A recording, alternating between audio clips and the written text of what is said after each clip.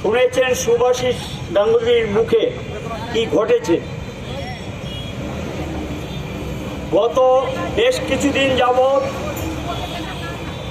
মানুষ সারা রাজ্যে একদিকে যেমন কোনো কাজ নেই, খাদ্য নেই, বন্যায় আক্রান্ত।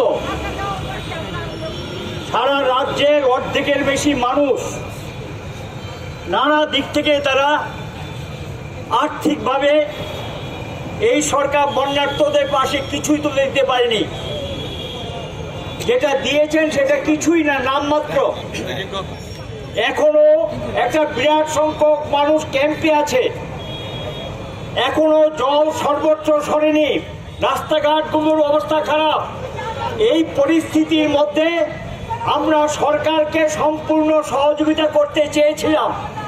আমরা সর্বদলীয় সভায় বলেছি, সবাই মিলে চলুন বন্যার্তদের পাশে দাঁড়াই। আমরা লক্ষ্য করছি, যখন সরকারকে আমরা এই সহযোগিতার হাত বাড়িয়ে দিয়েছি, সরকার উল্টো দিকে তারা এখন কি করছেন, প্রথম গন্ডা ছড়াতে একটা মহড়া দিয়েছেন। আমাদের রাজ্যের চিরাচরিত জাতি উপজাতির ঐক্যকে বিনষ্ট করার জন্য সেখানে গিয়ে উস্কানিমূলক কাজ হিসেবে ছোটখাটো একটা বড় ঘটনা, বা ছোটখাটো বলা ঠিক হবে না, এটা বড় ধরনের এখনো যে ঘটনা হয়েছে, বাড়িঘর যাদের পুড়েছে, ক্ষতিগ্রস্ত যারা হয়েছেন, তারা এখনো ক্যাম্পে। সরকার তাদের নিরাপত্তা এবং প্রয়োজনীয় যে দেওয়ার কথা তাদের ক্ষতিপূরণ হিসেবে সেই অর্থ দেয়নি, এখনো তারা ক্যাম্পে। এই অবস্থার মধ্যে আমরা লক্ষ্য করলাম এরা নতুন করে এখানে অসন্তুষ্টি তৈরি করার জন্য তারা নতুন কায়দায় নতুন কৌশলে, আপনারা জানেন এখানে দুর্গানগর রানীবাজারে এখানেও সেখানে ধর্মীয় যে আমাদের ঐক্য, ত্রিপুরা রাজ্যে হিন্দু মুসলিম ঐক্য, এটাকে দুর্বল করার চেষ্টা করেছেন, অশান্তি তৈরি করেছেন। এবং সেখানে গিয়ে আমরা চাইছি শান্তি ফিরে আসুক, সরকারকে সহযোগিতা করছি।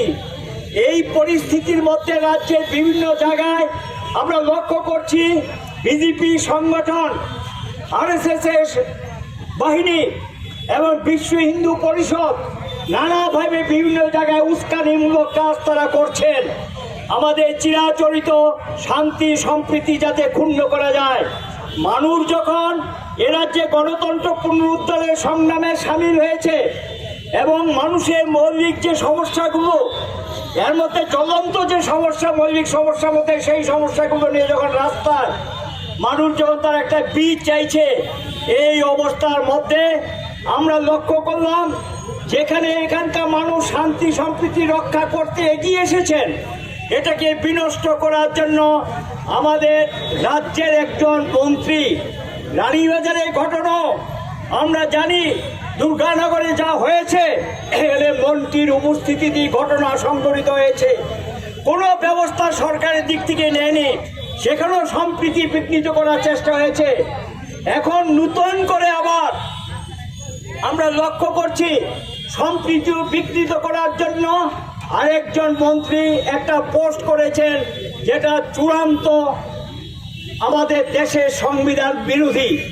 একটা মন্ত্রী যখন শপথ নেয়, সে তখন ভারতীয় সংবিধানের প্রতি এটাকে রক্ষা করব, তার প্রতি আনুগত্য জানিয়ে তাকে শপথ নিতে হয়। ভারতের সংবিধানের মূল বিষয় কি? এখানে ধর্ম নিরপেক্ষতা, ধর্ম হবে যার যার, সরকার সকলের, সরকার হবে নিরপেক্ষ সকলের কাছে, সরকারের সকলের কাছে সকল ধর্ম হবে সমান অধিকার, সমান মর্যাদা। এটাই আমাদের সংবিধানের নির্দেশিকা। একটা মন্ত্রী সেখানে শপথ নিয়ে কি করে এই ধরনের পোস্ট দিতে পারেন, যেটা আমাদের রাজ্যের যে সম্প্রীতি সেটাকে বিঘ্নিত করবে? আমরা আমাদের পার্টির রাজ্য সম্পাদক এটা সঙ্গে সঙ্গে একজন এসপি দৃষ্টিতে নিয়েছেন, পুলিশের এ রাজ্যের যে মুখ্য নির্দেশক তার দৃষ্টিতে নিয়েছেন, রাজ্যের মুখ্যমন্ত্রী দৃষ্টিতে নিয়েছেন। কোনো ব্যবস্থা তারা নিলেন না এই মন্ত্রীর বিরুদ্ধে। এমনকি শাসক দলের এটাকে নিন্দা করে কোনো বক্তব্য তাদের নেই। উল্টো কোনো কোনো নেতা বলছে যা বলেছে তা নাকি ঠিক। এখন সিপিএম এর পক্ষ থেকে, বামফ্রন্টের পক্ষ থেকেও এটাকে নিন্দা করা হয়েছে, তার বিরুদ্ধে ব্যবস্থা নেওয়ার জন্য বলা হয়েছে। আমরা রাজ্যের মানুষের কাছে শান্তি সম্প্রীতি রক্ষা করার জন্য আবেদন জানিয়েছি।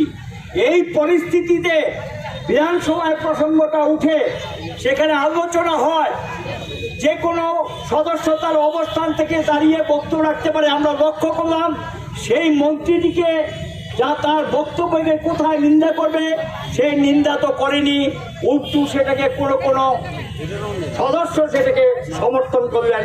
অবশ্যই তারা শাসক দলে, এবং সেখানে গিয়ে মন্ত্রীও তার সাফাই দেওয়ার চেষ্টা করলেন।